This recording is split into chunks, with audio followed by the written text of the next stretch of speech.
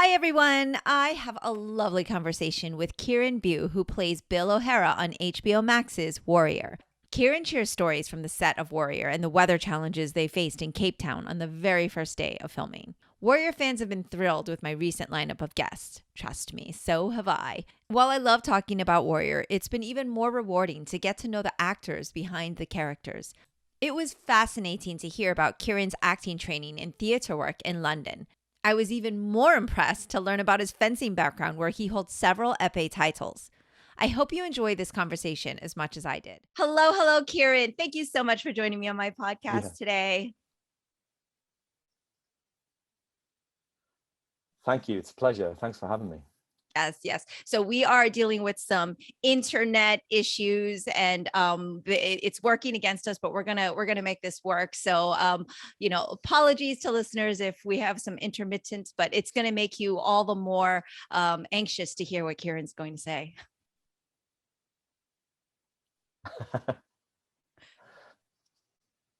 We're going to build that anticipation.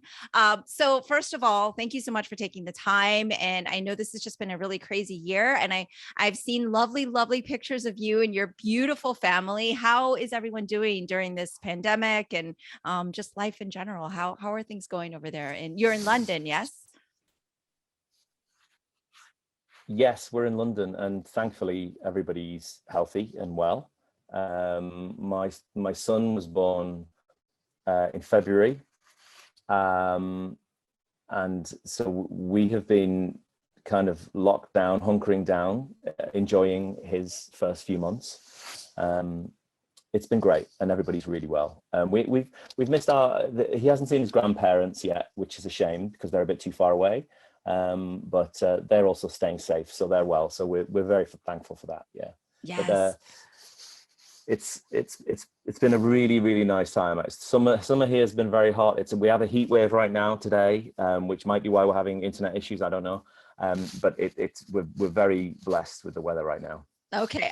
That's really funny because I'm in Florida and we're like, oh, it's hot again. So it's all perspective, right? It's all perspective. But I Yeah, have been to lovely London and it can yeah. get pretty bitter and cold. It can, and it's a funny place. It's where when it's not warm enough, people say, "Oh, when's the sun going to come out?" As soon as it comes, "Oh, it's too hot. Oh, now it's too cold. Oh, there's too much rain." We have weather. We just have like a sort of, we don't really have a climate. We just get weather, and you never really know what it's going to be. Which funnily enough, that's a lot like Cape Town, where we filmed Warrior. Actually, Warrior. Cape Town, the wind, the rain, the sun. One of the drivers said to me, "You have to pack 4 sets of clothes in the boot of the car because you never know what day you're going to have." And it's not that dissimilar here, I have to say. It's Really? Okay, so that's interesting because I just had this lovely conversation with Langley, and he didn't mention this whole like temperamental weather. yeah. He painted this like gorgeous picture of like Cape Town is this, lovely place, which I know it is, but I didn't hear about the weather. So I this is interesting. It no, it's stunning. It's the best.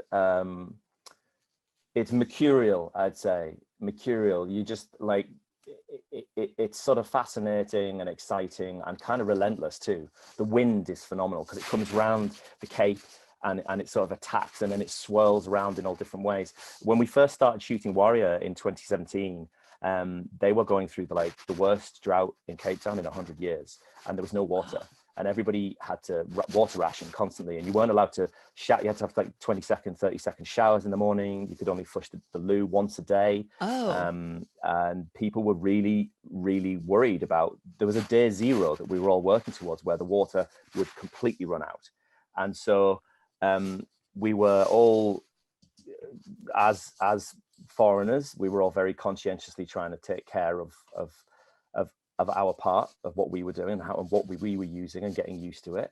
Yeah. And the very first week we shot Warrior, the wind was howling around the Chinatown set, and so we were worried. I said, "Is it always like this? Because it feels like the set's going to blow in." And they said, "No, this is normal. This is normal." And then the very first sequence we were supposed to shoot was actually a very large crowd scene. in Chinatown, and they had like 300 supporting artists there, all in costume, and it rained for hours and hours and hours. They hadn't had rain for weeks. Oh my and God. It rained for hours, and we couldn't shoot. And then so then myself and Tom Weston Jones and Hoon Lee went and shot some of the scenes in Chow's chicken shop instead. Which wasn't quite ready. They sort of just threw some raw chicken in there and said, right, guys, film, because we've got to kind of try and dry all these people. So the Cape Town weather surprises the Cape Townians too. It's not just foreigners. Wow, it's an amazing place. That is so amazing though too. For the first day on the set, it's kind of like good luck for the town, but it wasn't such great for the production. But the town was probably like, yes, we got rain. Oh yeah, they absolutely were. Everybody was. Yeah, it's a fascinating way of living. I actually came back to London and kept using less water. It got to the point where you sort of, when you're showering and there's not a bucket there, you find it quite unusual. Oh, wow. Yeah, it was fascinating. Yeah, I've had the fortunate exposure to a lot of third world countries, and when you stay there and you get used to a certain routine, you realize when you come back to your luxuries and the things that you have, and you're like, wow, we have so much. Yeah, we have so much that we don't even notice how much we are, well, wasting is true. I mean, you know, that we've all known about, you know, climate change. We've all known about sort of not being wasteful and recycling. Most of us know. Well, most of us. Well, I remember being taught it in classes, you know, some of the earliest things I got taught. And yet only when you're in a situation like that, in a country like that, where it's, you know, people have had to laminate signs and put them everywhere and saying, please don't turn the taps on, don't, and be constantly reminded, you realize actually how little you can get through the day with. And people that started inventing all these amazing little devices to save water, reuse water in different ways. Any time they did a washing load in the house, reusing the water that came out of the wash machine. And I think it's pretty fascinating. Like when you put in that extreme situation, you have to adapt. The second year we went back, there was an issue with generators, and I think there was a typhoon in Mozambique which caused outages and various things. So Cape Town as a city went into load shedding. So they have scheduled shutdowns for 4-hour periods of a time. Sometimes they'll have 2 back-to-backs or 8 hours where there's just no electricity. And so everyone has to adapt to that too. So you know, we have charming stories about actors being, you know, we're learning lines by candlelight, but the reality is how romantic without water. For us, we're like, oh, it was so, you know. I'm with you 100%. I mean, I joke, but you know, it's a serious situation. It is. Oh, no, 100%. And we felt the same way. Like, we are in Florida, so obviously it's like hurricanes and whatnot. And the one year that, and I think it was Maria, I can't remember the name of the hurricanes because there's so many, but we were without electricity for like a week, and that was not great, but it was manageable.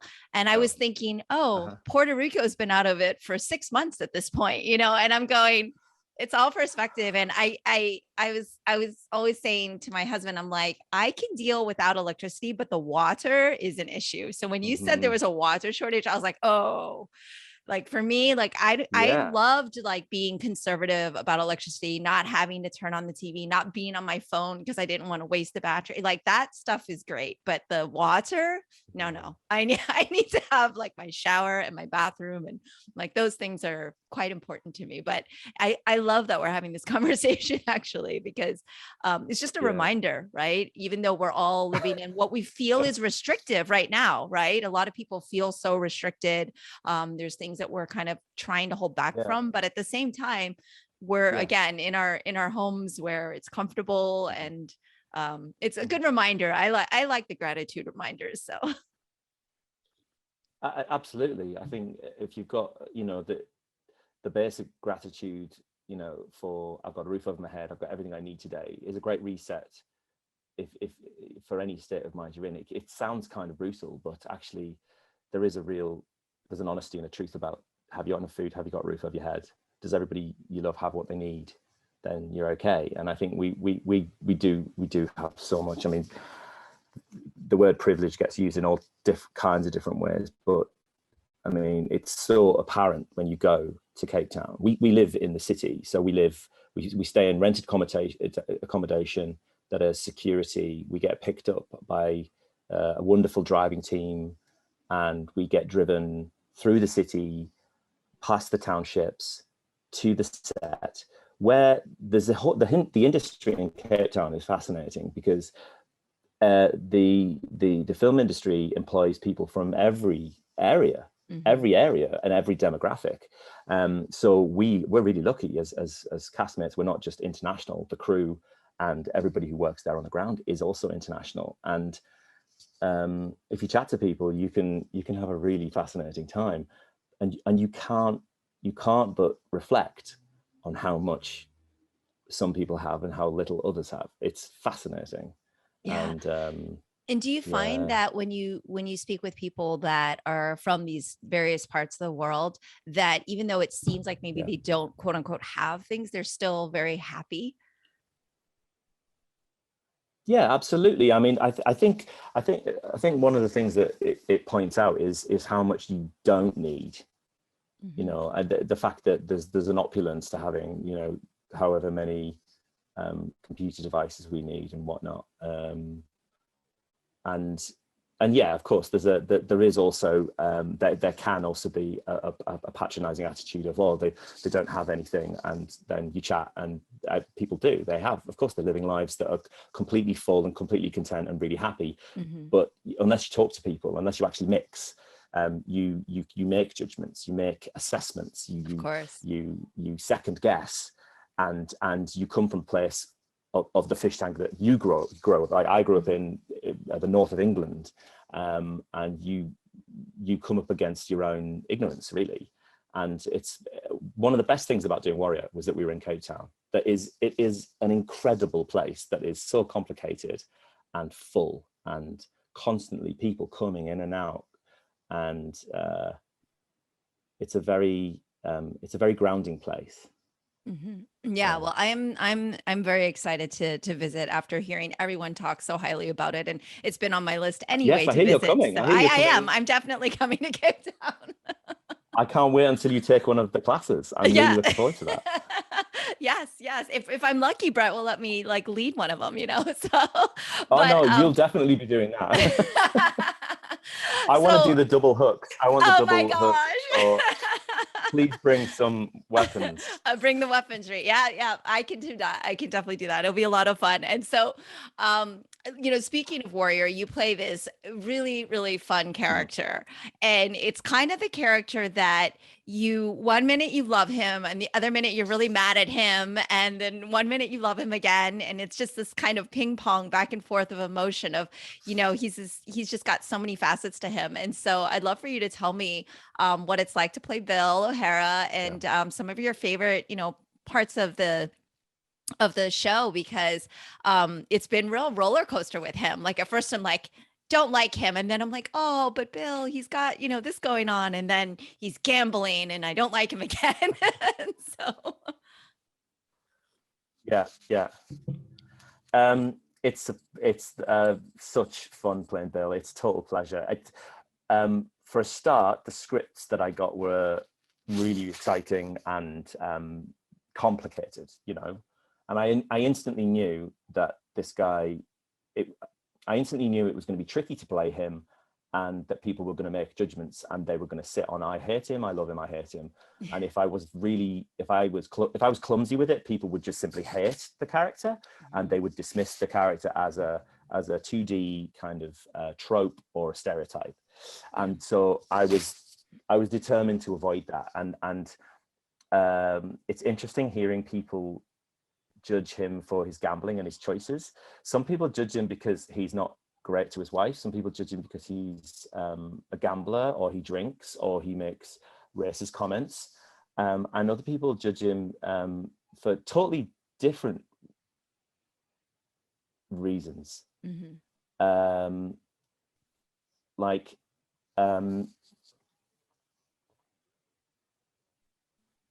I get a lot of messages Oh, from people saying that I've let them down. really? That Bill's disappointed them. Mm, Yeah, yeah. And I don't generally watch TV and think I have to like everybody, but right. it has become important. It has become important in stories for people to stay connected to the choices that a character makes. Hmm. I think if you see a character behave in a way that's abrupt and you absolutely disagree with it and it's completely vile, it's very easy to stay on the outside and say, I hate that person. As a storyteller, if you take people along the journey and you show them the decision that has to be made and you allow them to be present when the person makes the wrong decision, I feel like they stay connected more to that character. And so I kept looking in the script, all these moments where Bill had a thought or a chance to do the right thing and he'd do the wrong thing. And also equally, I went through the script and I looked at all the times he makes judgments based on race and comments. And I really tried to make that as pedestrian and ordinary as possible. Hmm. Because it's the kind of racism that I've come across where somebody so casually will just chat and it's just part of their routine that they don't even know that they're racist, that they're making these racist comments and these judgments. And I felt like Bill needed to sit in a really real place and not just be Yeah, not just be a nasty guy. I actually think you play Bill masterfully. I really love the moments of reflection, the moments where I feel like I want to punch him in the face, but then he redeems himself, or I could see the struggle in the decisions. And you know, we were talking about that casual racism, and of course, that's a huge thing that's been happening worldwide now in so many facets. But especially since the pandemic, the Asian community in general around the world has been facing a lot of more outward racism than I think maybe has been given light to. And this has been it's such an important film, such an important TV series for the Asian community to see themselves represented in something positively and multidimensionally. We're not just seeing the one stereotypical, you know, Bruce Lee character that does kung fu that's really amazing. Like we're seeing just like every, you know, range of human, and that's what Asians are, human, right? And so it's particularly meaningful though at this point in time. I think it's just such an interesting time, and so kind of to be a part of that must be a little fascinating as well, because I mean literally the fans is kind of what brought back the next season, and they really like kind of petitioned around it, believed in it, and pushed for it. And I think it would have been very tone deaf of HBO to shut it down, especially with everything happening. But I'm not saying it's because of that, because obviously it's a great show, but it must feel kind of interesting to be a part of something that's got this kind of cultural dynamic happening. Yeah, it is. And it's something that when we looked at the source material right at the very beginning of season one, lots of us were doing research and reading different books and then passing them between each other, which wasn't really asked of us, but it just turned out the cast all independently had started doing it. And the things like the Chinese Exclusion Act, I didn't know about that. I mean, as a British educated guy, I had no idea. Of course. Which was fascinating. And we saw the parallels. They were apparent anyway. But as we filmed the first season and news sort of was creeping along, it was sort of moving across, and things, of course, by season two were becoming really uncomfortably close. And then the pandemic seems to have just unleashed this hideous kind of reaction from people. And it's awful to think that that's either always been there or hasn't been covered or hasn't been reported. I mean, it's interesting. I did have a couple of friends and family members who, when I'd mentioned about the rise in violence towards the Asian community, not just in America, but in Britain too, and in Canada, and around the world, that they didn't know that. And for me, I have this.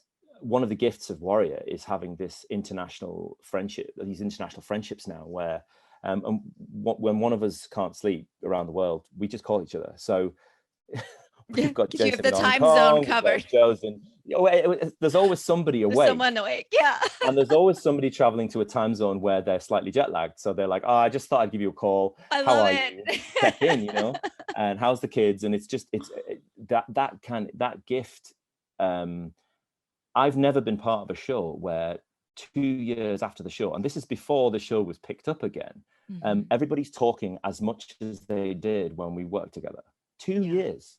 Yes. So so what I suppose what I'm saying is my eyes and my social media feeds, at least my own personal feeds, were full of the reaction, the reporting, the stories that were happening, because my friends were talking about it. Right. Whereas a lot of people I know, they don't have access to that. So if you're not seeing it and you're not being confronted with it, you just don't know. And it's been pretty shocking, I have to say. I was really surprised by that.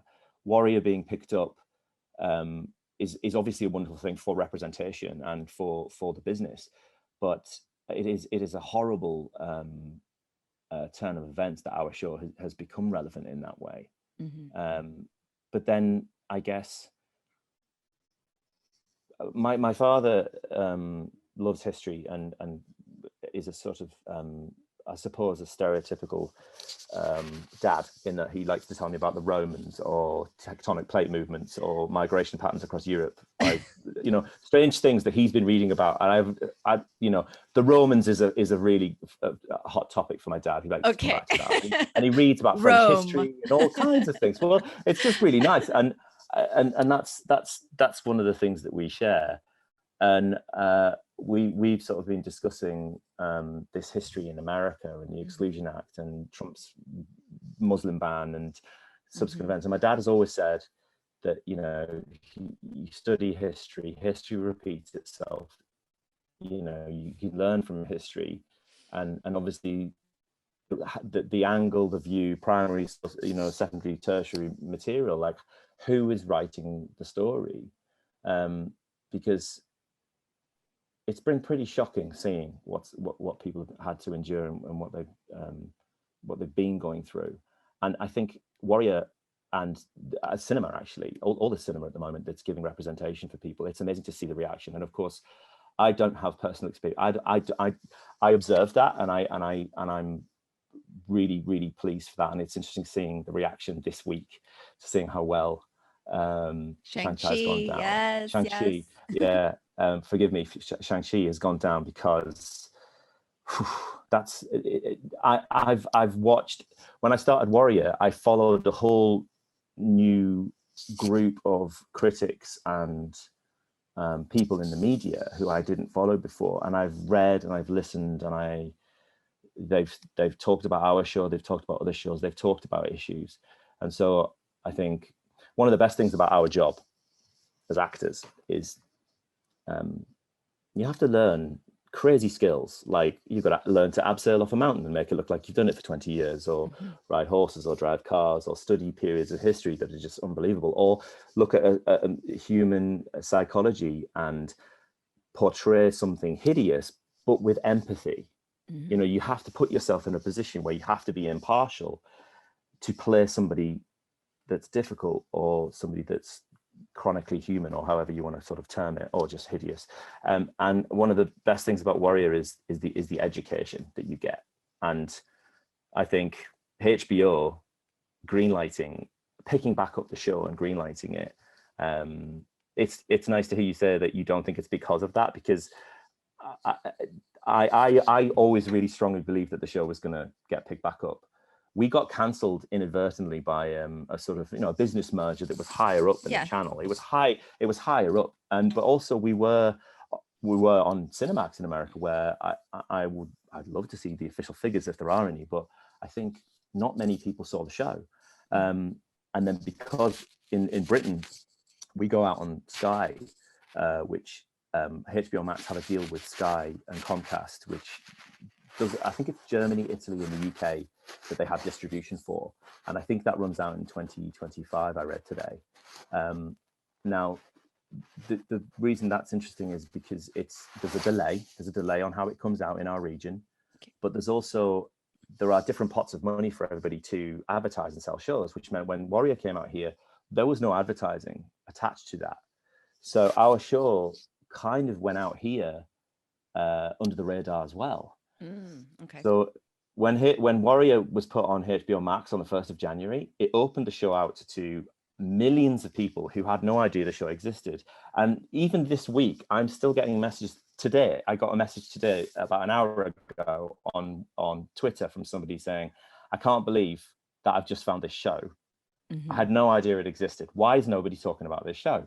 Now, that's been quite frustrating for us as a cast because we poured so much work into it, and we're a very large ensemble and we've worked on it for a couple of years. But what's really exciting about it is to see the reaction, to see the sort of re-release of the product, re-release of it, and just see people gravitate towards it and find different things in it as well. It's not just I thought this was just a sort of kung fu thing, and then they realized it's actually this sort of sprawling, almost Dickensian kind of epic with a massive cast. But as Jonathan always said, he never wanted to make a documentary, and he never wanted to make a historically accurate drama. He didn't want to make a period drama. He's making entertainment, and it's just he very cleverly hides a lot of very interesting, subtle arguments within something that's, on an episode to episode basis, pretty engaging and pretty punchy. Definitely. Well, it's historical fiction, but it's absolutely number one entertaining. Like it is it's very, very great. There's a couple of things to unpack in everything you just mentioned. One was you said, here being raised in England, I didn't have education about the things happening in America. And I'll just tell you, as Asian American that was born in the US and raised here in Florida, I didn't either. And that's actually one of the things that I'm petitioning for. I'm writing a bill with Congress right now to include AAPI history into our curriculum. So it's not just a worldwide thing that doesn't know about different countries and the nuances. Like it is something that, like many ethnic studies here, is not erased but not taught. And if it's not taught, it does become erased, right? It does become part of the problem. It perpetuates the problem of us as perpetual foreigners. So it certainly is great to even get historical fiction, right? Because then people may actually take the minute to say, that riot actually happened. Maybe there wasn't like 80 people on the street and it was 5 that got killed, but the point is that the event happened. Right. And so why not enjoy it and then have a moment to learn, like, that can go hand in hand. I think that's super, super important. And in terms of just, the film finally kind of the series finally kind of getting traction again, I think it's perfect. I think it's great that you have a rebirth of a new set of fans. I talked to Rich and he's got his Bring Bolo Back group that have been there from day one. But I love that there's new fans that are finally finding the show. And one thing I wanted to mention was I've been convincing a lot of people to watch it. And one of the ways I convince them, if they haven't seen it yet, is oftentimes I find they're Peaky Blinder fans. And I would say it's kind of like Peaky Blinders, but set in San Fran with the Chinese cast. Like it's like that story, but it's got the same feel where you kind of love every character that's on the screen and they're your favorite at the moment. And then the next moment you're like, wait, no, I like this one. Like every moment you just like fall in love with these characters for different reasons, and everyone's super cool. And so I love it because you just posted something really cute with your little one and Peaky Blinders. So I thought I would bring that up. But that's usually my pitch for people that I know that like Peaky Blinders, because I really find that kind of similar storytelling and very engaging. And it's funny because I've only watched the first 2 episodes of Peaky Blinders. And the reason I only watched 2 was because I started watching it, and then I started watching Banshee, Jonathan's show, and I never got back to it. And of course, since then, Andrew Koji's been in it, and I've got loads of the friends that have been in Peaky Blinders, which I haven't caught up with it. I tend to sort of save things and then binge them. And my boys, we've got a little flat cap, we've got a little Peaky Blinders cap for my boy. And so cute. Cute, isn't it? So cute. No, it is good. It's kind of like the UK version of Warrior. That's how I'll pitch it to you. Yeah. Well, no, you're not. Obviously, you're not the only person that said that to me, and Yeah, and of course, I'm thrilled. I'm thrilled to hear that, because that series has got such a huge following, and Oh, it is phenomenal. I have to give props to that yeah. show, but yeah, it was super cute to see that. Now, earlier we were teasing about, me doing the double hooks for you all at Cape Town, but I want to talk about fencing, because I see that Mm. you're this all around like world championship athlete in fencing, and you've even done Yeah. stunt coordinating for film, and but that has been a huge part of your life. And so you, sir, are also a weapons expert, and I'd love to hear about that. Oh, thanks very much. Yeah, um, that's very that's very nice of you to ask about that. So, as a kid, I'm one of 5 kids, and I think my parents' way of keeping us out of trouble was to uh, pour us into sport, and we were all swimmers. So I was a competitive swimmer first as a Okay. child, and then I branched out when from swimming when I was about, well, I say branched out, I was about 9. I started fencing, Wow. and by then I'd already been training a lot. As it sounds crazy, but this is true. My grand once said to me, "Your house isn't like a normal house; it's like the army," because we were training all the time. Right. Swimmers train 2 hours after school every night, and you do galas every weekend. And I was on this sort of wheel of swimming. And then when I started fencing, very quickly, I wanted to compete. I wanted to get into a competition. I did the Northeast section. I was doing foil back then, which is, there are 3 weapons in modern fencing. There's the foil, there's the épée, and there's a saber, and they all have different targets. I'm sure you know. Um, and Oh, I'm not the fencing uh, expert, so please feel free to uh, explain. well, okay, well, a foil is a thin, quite a thin weapon. It's the smallest of the blades, and the target area is just the torso. So if you hit, you hit with the point, and if you hit anything else like the head, the arms, the legs, that is off target.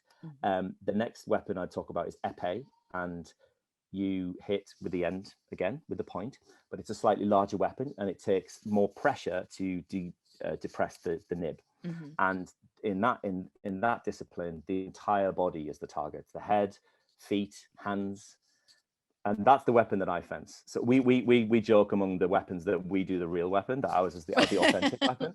Right. Everything else is basically pretending. Right. Uh, and then there's the saber, where you hit with the flat of the blade, and there's lots of charging about with saber, and the target is above the waist. So head, Okay. arms, and above the waist, everything Okay. is the target area. So those are the 3 weapons. Like I said, I'm an épéist, a purist, if you like. Purist. And what's funny about fencing? I started when I was about 8 or 9, and I really did just want to be in 3 Musketeers. I just wanted to run around with 2 swords and bed sheets. But I went down that road of competing, and one of the things that they said to us at the club really early on was, Bruce Lee was a fencer, and it was explained to us that Bruce Lee studied fencing and developed part of his discipline from the stop hit in fencing, which is attacking into someone's preparation. It's the most efficient way to get a hit. Mhm. And it's funny because I see it when I watch Bruce Lee films. I see stop hits everywhere because we were taught it. And Right. Right. as a kid, I didn't know who Bruce Lee was when they said that to Mhm. me, You're like, okay. but that was, I was like, okay, Wow. who's That is he? And they were like, oh, it's this guy, just you wait. And so that was my introduction to him. It's like, so we're doing, because, fencing can be seen sometimes is quite a geeky sport. And it made it kind of cool for us as kids. I mean, I remember going back to school and saying to people that we'd been fencing with 2 swords. It was a complete lie. But I remember saying, oh, we were doing this thing where it was like TV. It was a long time before I got to do that. When I went to drama school at age 18, I went to Lambda in London. The fight team at Lambda was exceptional. Absolutely, like decades worth of experience, all condensed into stage combat training. And one of the the head of drama once said to me at Lambda, "Are you going to do any acting, Kieran?" Because I did so much combat fight at drama school. And once I got there was swords, shields, maces, all kinds, and lots of different styles. I mean, I didn't do martial arts, so there were lots of people there who had various different disciplines, and we would swap notes about, oh, well, what was it like when you competed? How do you see a fight, and how do you approach your discipline? Right. And I was really, really lucky to get this sort of really incredible education about not only how to sell an illusion on stage and screen, but I'd already had, years worth of competing. So I went on to become British under-16, under-17 épée champion. I competed every weekend. We were driving around the country constantly. Anybody that competes as a kid knows what it's like to spend all your time with your parent on the road.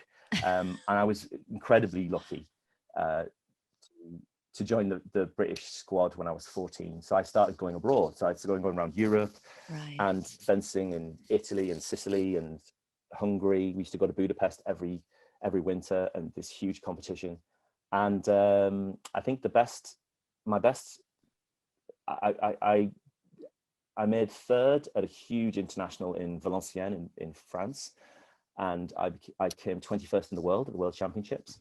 And to me, I was pleased with that, but it wasn't enough. It wasn't good enough. But unfortunately, life caught up with my competing, and I went to drama school. So when I went to drama school, I filtered all of that experience into stage work, and I started choreographing fights at school. I got asked to choreograph stage fights for various different plays. When I was in the third year, we did a tour back then at Lambda. So there was a 3-year course and a 2-year course, and they split the years in half. So there were 2 productions in each year of Romeo and Juliet, and then they cross-cast all the casts. So I played Mercutio one night, and the next night I would play Tybalt. So I would switch roles. So we had 4 casts and then split casts. So we had 8 casts, and I choreographed all the brawls and all the fights from Romeo and Tybalt and Mercutio, and taught all my peers at drama school. I think they paid me like £300. Hey, that's pretty good. £300 to do that. It was a lot of work, but it was part of my education. So it was like unique. But yeah, £300. I was really happy with that. At the time. Yeah. Oh my goodness, I love that story. Yeah, it was. Look, I mean, it was me, and it was another one of my year, Dan Williams, and Dan was a gymnast actually. Dan was a Welsh. I think he might have been Welsh international gymnast and a rugby player, and he too had competed, and he just had such a passion for fight that we choreographed it together, and it was a wonderful job. And I was in a very lucky position. I got a job working at the Globe at the same time. The Globe Theatre in London, if anyone's been to London, is a replica of Shakespeare's Globe Theatre on the South Bank. And the artistic director for many years was Mark Rylance, who people now know from various things, Wolf Hall or the BFG or many other brilliant Spielberg movies. Well, Mark was doing Hamlet, and he wanted to recreate a fight he'd done 12 years previously when he was at the Royal Shakespeare Company.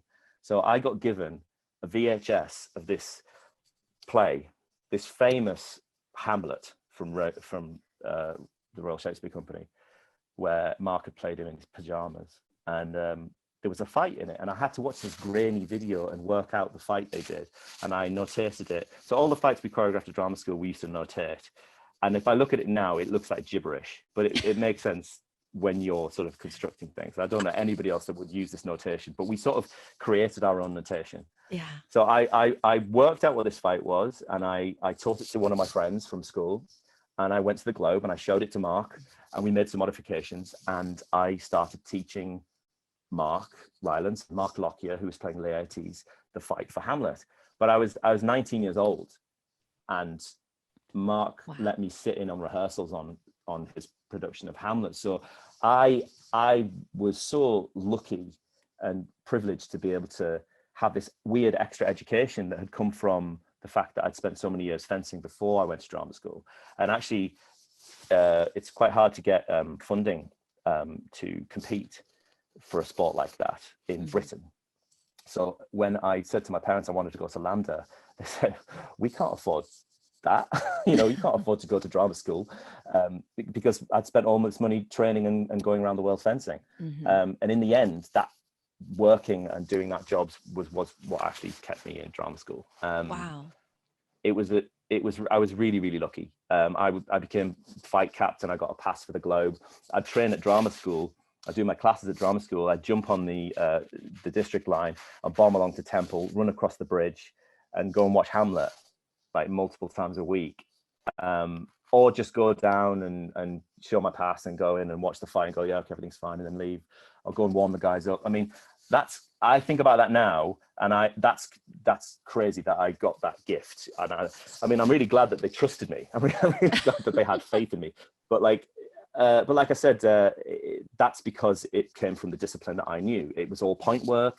It was rapier. What I'd learned for years and years, and what I'd studied in great detail. I mean, you know how much goes into perfecting any of these, and when you're competing at an international level. I just think about the hours of footwork we did, and it really reminded me when we were training in Cape Town. JJ, one of the guys that Brett brought in, part of Hits International, he was previously an international Taekwondo champion, and he did a lot of Taekwondo footwork with us, and there was so many similarities with the fencing footwork, and we started swapping notes. And it's funny because up until then, I think all I'd done is really beat JJ up on screen. I think I beat him up like 3 times in the show. And that morning was the first time we actually got to, oh, so you do Taekwondo? Oh, you're a fencer? Oh, okay. And we started talking about sport and something that wasn't just, I'm going to slam you up against the wall and hit you with a truncheon. Yeah. So the kind of gift of competition and the gift of competing and fighting, it really brings you closer to people when you're put in these situations. Yeah, that is definitely such a gift. I love to hear about the intersectionality and how that discipline led you to then, being able to thrive as an actor and having some kind of specialty skill that was then able to kind of help fund your schooling. That's so incredible. And, you kind of spoke about it so kind of humbly, but for listeners, like these titles and the things that that he just shared in terms of the competitions that he won and things like that, like the amount of hours that goes into training and to being able to kind of get to that elite level is very, very commendable. So I just want to let you know that I can appreciate the work that I know that you put in. And I went back. I actually. Yeah, I went back a few years back, and I decided I was going to try and get back on the British squad when I was in my early 30s. And I was training, and my first goal going back training was not to give myself a hard time that I hadn't won any world medals in the last few years. Because as soon as I went back, I felt instantly competitive like I used to be. And I'd really regretted the years I'd missed. And I had to be quite gentle with myself getting back into the training. And just as I was about a hit away from basically being in the top 6 of the senior rankings, is what I would have needed to get my GB colours and be able to do A grades internationally. Just as I did that, I got cast in a job that took me away for months, and I was like, oh man, and I just couldn't do everything, and I had to just stop. So I was really pleased to get back that close when I was much older, because it is really a young man's sport as well. Fencing, it's a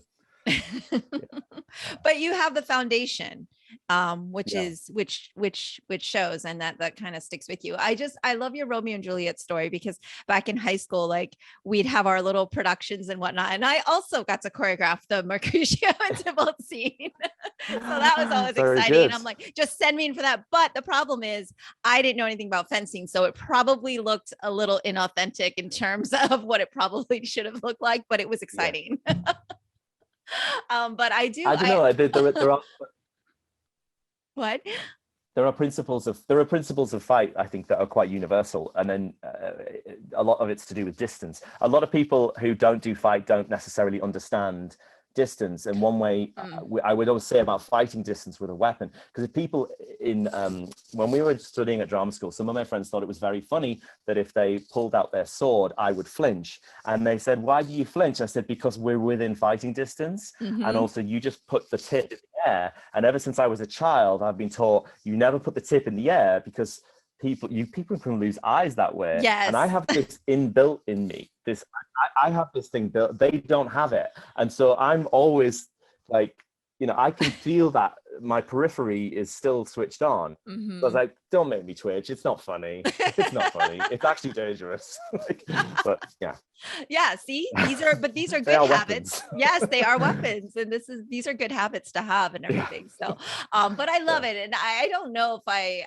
I've heard that fencing, you said, seems to be like a geeky sport. I don't think I've ever heard that, because I always think it's super cool. Like, I loved movies like Scaramouche, and like Princess Bride is one of my all-time favorite films, and and I just love it. I love it. So I was super excited to talk to you about it, because you know, someone at your level of expertise, it's like, yes, I'm really glad you were able to share.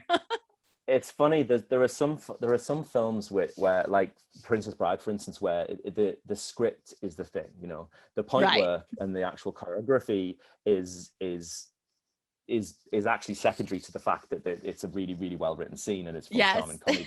There's a film with Danny Kaye where he flits between being terrible at fencing and really proficient at fencing because he has a spell cast on him. I think it's called The Court Jester. It's a very old movie where someone's clicking their fingers, and it clicks between him being terrible and really good. And that, again, that's like The Princess Bride. It's just a really charming scene. But to actually find a film where the sword work, the point work is what I would say authentic. Like, you know, you've talked to Brett, you choreograph, you understand, you know, seeing fight on camera that people who have competed and understand those things can really appreciate and say, wow, that is well done. You know, that's sort of elusive. And I sometimes, when I wasn't working, I would go and sit behind Johnny and Brett when they were on their stunt unit, when they were on their fight unit. Like the boys have a fight in the casino basement, and I sat for the whole time they filmed that, and I would just watch them like caning each other. And I was watching Johnny and I was watching Brett and seeing when they wanted to cut and when they wanted to shoot, and so how they could sell the action in a way that was authentic. And some of the old French movies, like there's a great French movie called Le Bossu, where the sword work is just absolutely phenomenal. And that's actually something I haven't done on camera. I've done other stuff, but I haven't actually done the thing I do.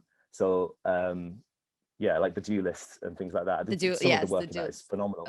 Yeah, but it's famously like Harvey Keitel is actually using the aerial off a car. It's actually not a sword. I'm pretty sure that it's an aerial, and Ridley Scott's just so clever about getting the right effect rather than, it's a very interesting thing seeing how things break down. I'd like to do more of that.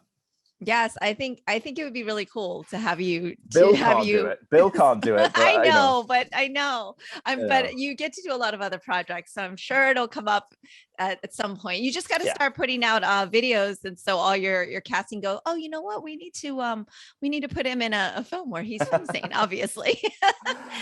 It's such or maybe just need to make it. There you go. You know a lot of people, so. And that would be so much fun. So I don't want to take up too much more of your time, but I've just really enjoyed talking to everybody from Warrior and hearing kind of like all the different stories of being on scene and set and everything. And in terms of the stage versus the film, because you have a lot of your cast members, like they also do stage and film and vice versa, and I know that you kind of have a love for both. Do you prefer one over the other, or is it just kind of wherever the work takes you? It's kind of wherever the work takes me. I mean, the thing is that financially there's a reality that stage pays less than any other work, and I haven't done a play now in a good few years, and I miss it. I really miss being on stage and going to the theatre. And in London, the theatre is so phenomenal. There's such a huge variety. Like, it feels a little bit like watching people swim or people compete. I want to jump in. If I go and see a play, I often sit there thinking, oh man, I need to do a play. I want to get, I want to go jump. It's a bit like watching Perry playing his guitar in New York and thinking, oh man, I need to get on a plane and go and see Perry and play some guitar, because it always has that pull for me. I think I prefer theatre, but I've been doing more TV and filming lately. Right. I studied stage at Lambda, but my first love was really B movies from the video guy that used to come around our village with a car bootload full of old B and C movies that me and my brothers used to devour. And that's all, like Jean-Claude Van Damme movies, Bruce Lee movies, like all these like really genre films. My younger brother has a really incredible encyclopedic knowledge of movies. It was really that and like British comedy. And it was only when I was 18 and I came to London that the theatre kind of presented itself and then kind of took over. So I've got sort of weird, all these different passions where I want to do a bit of that and I want to do a bit of that. So yeah, I don't know. It's a hard thing to answer. Yeah. Warrior's a good marriage of all of them, because Bill is, Bill's a real theatrical kind of character for me to play. For a start, I begged them to let me grow this whole huge beard, and then I put on a lot of weight for Bill. I ate a lot of food. Everyone else is training and getting skinny and getting muscles, and I just like eating cheese pizzas and enjoying myself. And then I sort of regretted it halfway through and thought, I shouldn't have done this. This is a bad idea. Well, yeah, exactly. I was like, give me those cookies soon.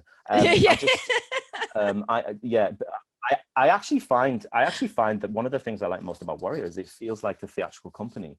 Okay. Brett's fight unit, and not just that, but the way Jonathan runs things.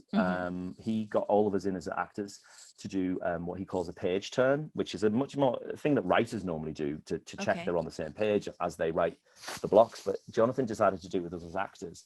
So Warrior, more than any other job I've done on TV or film, feels like a theatrical ensemble and a team right from the very top. And so there were days on Warrior where I felt like, man, this is the perfect gig. Especially walking around the set. The Chinatown set is vast in Cape Town and very, very real. And it's not that hard to act when everything is there. The world is created. Yeah, you're for transported. us, so you're like, I'm gonna go to the stand and buy my veggies for today. It's very authentic. It literally looks like that. Right. It really does look like that. In fact, there was a day where Tom was having to eat all these sausages. It was the Chinese New Year, and they had all these buns, and they were saying, if you can eat any of these things on the stall, and they said that a little too early, and between takes, I think they all got devoured. Taking them. Those are supposed to be props for the scene, right? Nah, they've gone. We're too good. Yeah, you can't give the go-ahead to a bunch of hungry actors. Don't tell the actors there's free food. Don't tell the actors there's free food. It's like craft services on set, like literally on set. How could you say no? It's like one of the best things about set is crafts. Exactly. You're like, yes, the little buns. Did you What is this? Fine. Yeah. Okay. I've got to work. Oh my gosh, I love that. I love that so much. So aside from the fencing and the acting, and we were talking a little off air, your hands are quite full now with a new baby. You're not sleeping very much, but if you did have downtime, what are things you enjoy doing, and how do you just kind of decompress? I play guitar. I used to play guitar before I had kids. I garden, actually. I garden. Oh, I need some advice. Yeah. We just started a garden not too long ago, and so we're just out there like, I guess this is what you do. You throw the seeds in the dirt and hope for the best and water it, and yeah.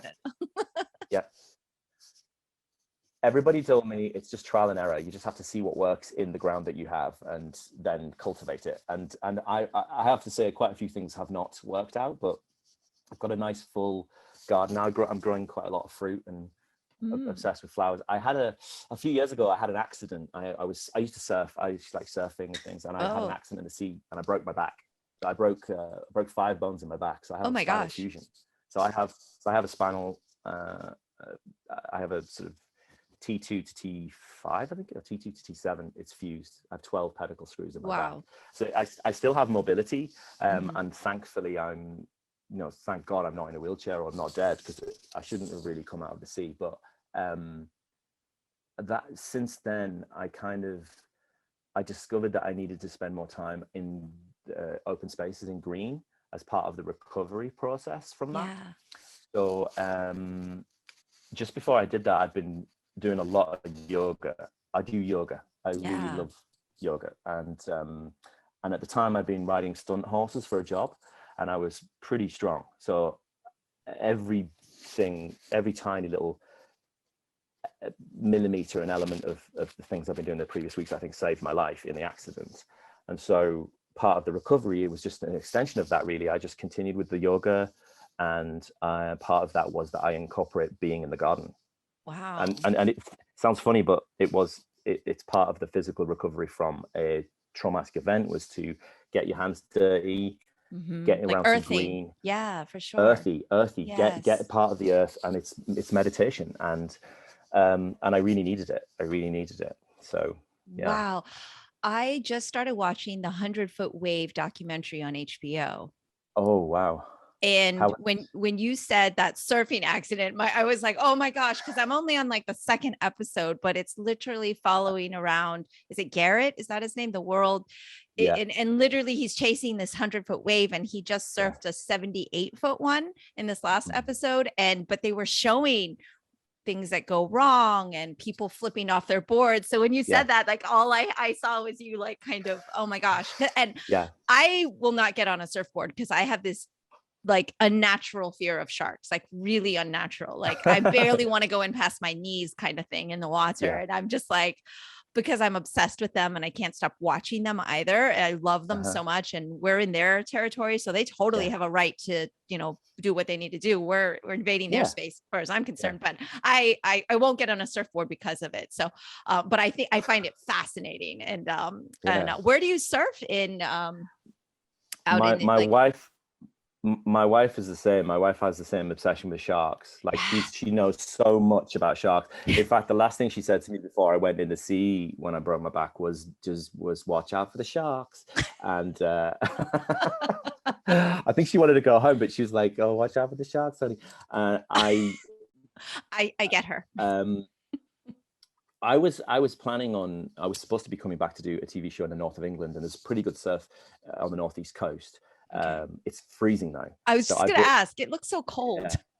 It is. And I just bought a new wetsuit, which was a 5'3", which is slightly thicker than what I'd needed. And again, that extra millimeter, I think, probably helped save my life. So there's a lot of surfing in Wales, and there's a lot of surfing on the south coast in Britain. But it's been mainly California for me, and with some friends. And did you see the drone footage recently that came out of the sharks that are up and down the Californian coast?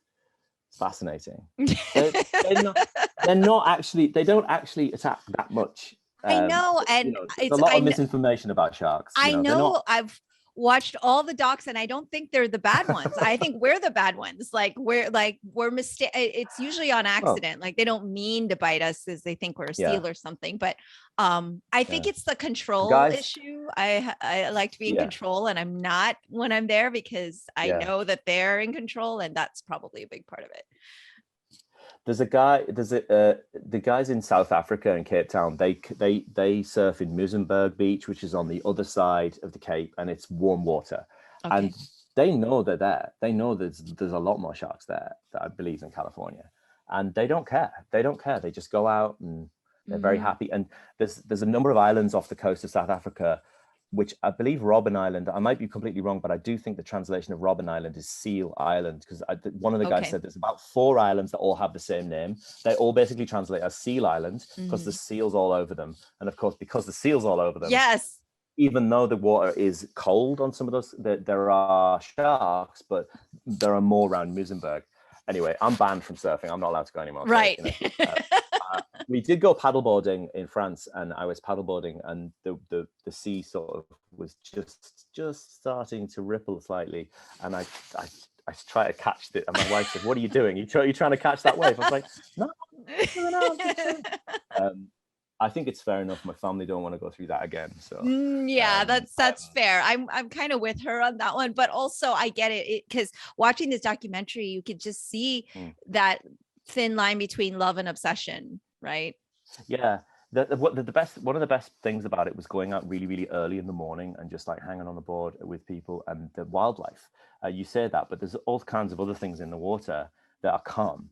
And then the birds that fly along as the sun's coming up, and there's a real spiritual thing about feeling the water, feeling the wave, feeling the weather, and taking the time to do it. And I was really, really enjoying it. And it's just unfortunate that the seabed had changed shape. I sort of stayed out too long because the weather was bad, and I really wanted to. And the mistake was mine, even though it was a sort of freak wave that dumped me on the seabed. And then I kind of like managed to get on my feet righted. And then my friend was trying to help me, but it was not working out. He tried to like hold me actually. And I said, don't do that. And we discovered later that if he'd helped me how he wanted to, he probably would have just like killed me because I had burst fracture. So it would have sort of like pulled me out of the alignment, and my spinal cord. It's very delicate, you see. So I just walked up to the beach and I sort of stood by the edge of the water, and I knelt down and undid the board. And I walked up the beach to where my wife was. And it's funny, at drama school, you do this thing called Alexander technique, which is all about relaxing and letting go of tension so that you don't damage your voice on stage. And they teach it to you, and it's sort of boring. And you think, well, do we really need to know this kind of thing? My God, I was so glad that I did those classes, because I just did a sort of yoga Alexander walk up the beach as carefully as I could. She said, why have you got blood coming out your face? I said, oh, I just broke my back. And she said, how do you know? And I said, because I'm holding up the top half of my body. Like here, I was really heavy. I thought, oh my God, I've got to lose some weight. I was like, this top half was like I feel like I'm going to do that. Anyway, wow. It was amazing. And what I'd say is the surfing's very safe. But things can happen anyway with any kind of sport. But I miss it. But I'm also I'm weirdly grateful it happened, I learned a lot from that. I'm sure. Oh my gosh. Yeah, no, I believe it. I believe it. And I want to be mindful of your time. Otherwise, I would actually keep picking your brain about this. I'd love to pick this up and maybe talk to you again and talk about those lessons and those life experiences. I think that we can all learn from them too. So thank you so much for sharing. Yeah. And I know that you have a little one to get back to and lots of things going on. So I appreciate your time today. And it was just so much great. It's always great to talk to another warrior family member. And but besides the warrior stuff, this is really phenomenal. I thought you were going to ask me more gossip. I thought you were going to ask me more gossip about the cast. I really did. Oh my gosh, I want to, but no, I'm tactful. But okay. I also I'm saving it. I have to warm you up a little bit, So part 2 will be all gossip about the rest of the cast. So Kieran has agreed that next episode will be gossip. I'd love to come back and talk about gossip and being with the cast on set and who messes around and who doesn't. But the thing is we are in a funny position because season 3 has been greenlit, but we are quite some way away from filming it. And it's really exciting that we know that that's there, because the 20 episodes that exist right now that people are still finding, we've got another year's worth at least before we really do any press for season 3. Yeah. So, there's a whole load of stuff to talk about. And well, lovely. I'll come back and touch you. I love that. You are welcome anytime. So, door is always open, or the mic's always on, however we say in podcasting. I don't know what that even means, but Kieran, thank you so much. This was so lovely. And it was great to meet you. Pleasure. That's all for today's episode. Thanks for listening to the Sifu Mimi Chan Show. Please subscribe and rate my podcast on your platform of choice and leave a review. You can become a patron of the show at patreon.com/Sifu Mimi Chan to help keep this podcast going. Follow me and interact on social media at Sifu Mimi Chan on Instagram, Twitter, or Facebook.